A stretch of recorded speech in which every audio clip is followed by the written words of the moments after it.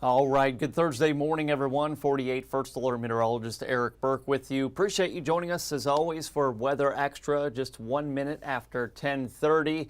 Yeah, it was an interesting morning. If you were out and about, if you were driving to work, or you just had some errands to run early this morning, not only were we tracking some clusters of very heavy rainfall across the Tennessee Valley, but we also had a dense fog advisory, and they let that go all the way through 9 o'clock this morning. And I can confirm, at least in my neighborhood, on my way into work down 72, very, very dense fog. And that's to be expected, just the amount of moisture in the air, but also think of how much rainfall we've seen over the past several days. I know I've been talking a lot during the morning newscast about how much rain you've seen in Northwest Alabama.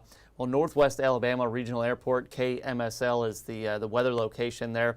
You picked up just about 2.5 inches of rain on Monday. You picked up 1 1/10 inches of rain on Tuesday, and you picked up 2.5 inches of rainfall on Wednesday. So over a 3-day span, Monday through Wednesday in Northwest Alabama, you picked up about half a foot of rain, around 6 inches of rainfall there. That's very, very impressive, of course, and you were one of the foggiest spots here this morning along with Middle Tennessee. Already seeing a little bit of activity on the radar as some of the showers. I think we've got some kind of a boundary basically draped over parts of the area, and future radar, the model, was actually doing a pretty good job picking up on this morning.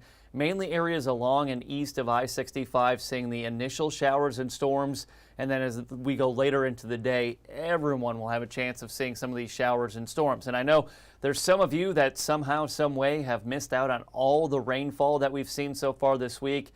I know 2 days out of the past 3, I have received pretty heavy rainfall at my house. So it's just hit and miss, and kind of Mother Nature deciding who gets to see the rain and who doesn't. We do have a couple of lightning strikes out there. We're not anticipating anything too strong right now. The later we go into the afternoon, though, that's when we'll start to see some of those stronger storms popping up into parts of Lincoln, Moore, Franklin County. Just some light kind of nuisance rainfall. That's about it. We go into parts of northwest Madison County. They're from the Harvest, Monrovia area. This is heading toward you in Meridianville, up to Hazel Green, even Newmarket, kind of coming your way. And then some showers also moving right along and north of I-565 there, kind of headed eastbound through the city or town of Madison, whatever you want to refer to it as. But Madison, you're going to see some rainfall basically.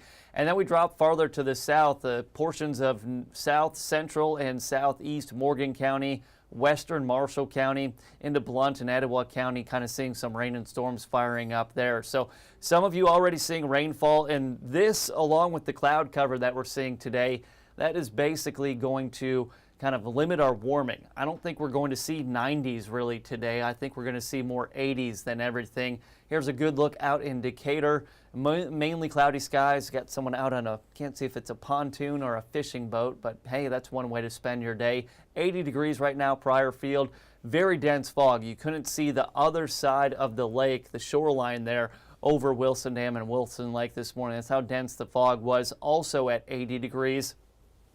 Temperatures elsewhere, anywhere from mid to upper 70s, low 80s in the mix. This is the graphic that really tells the story, though.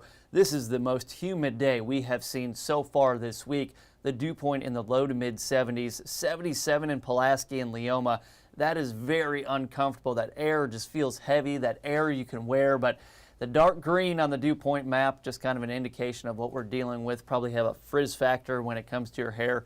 Probably got a lot more hair on your head than I do, but I still get a little bit of frizz too. But the next couple of days, no different than what we have seen since Monday or even last weekend for that matter. We're kind of just stuck in a rut here as far as our weather pattern. Hot, humid days, temps in the mid to upper 80s, low 90s. It will feel like mid, maybe upper 90s from time to time, and there's chances each afternoon of seeing those showers and storms developing. Here's a look at your heat index, probably topping out in the low to mid 90s. And if we were in the 90s, the heat index with those dew points, it'd be well over 100 degrees. But we got the clouds, we had some morning rain and fog that's really going to slow our warming a bit, but still a generally uncomfortable day across the Tennessee Valley. Wind will be out of the west and southwest today, about 5 to 7 miles per hour, maybe some gusts just over 10 miles per hour.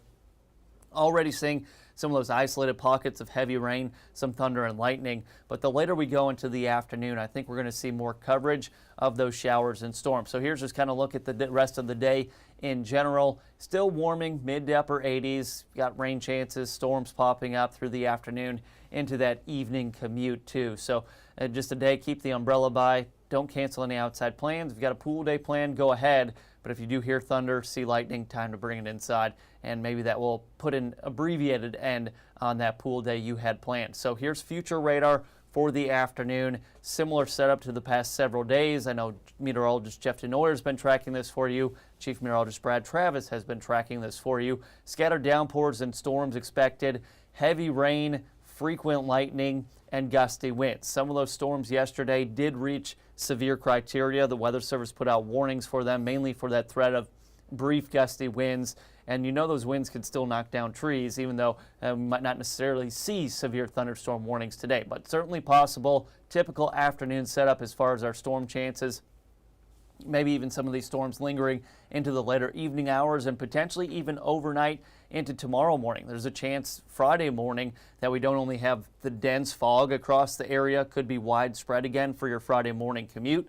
Friday commutes are tough as it is. We'll be in the low to mid 70s, but looks like we'll see a little bit more sunshine tomorrow and maybe a few morning showers as early as noon. Now we've got more scattered showers and storms developing. Hit and miss. You see the green, the yellow, the oranges, the reds. Yes, those are showers and storms, but you also see a lot of that gray kind of color on the map too. So these storms down the road, they could pick up a ton of rainfall and you stay completely dry at your house. Sometimes we get those outflow boundaries or those gust fronts, and with the hot, humid air in place, sometimes those outflow boundaries will also trigger additional scattered showers and storms.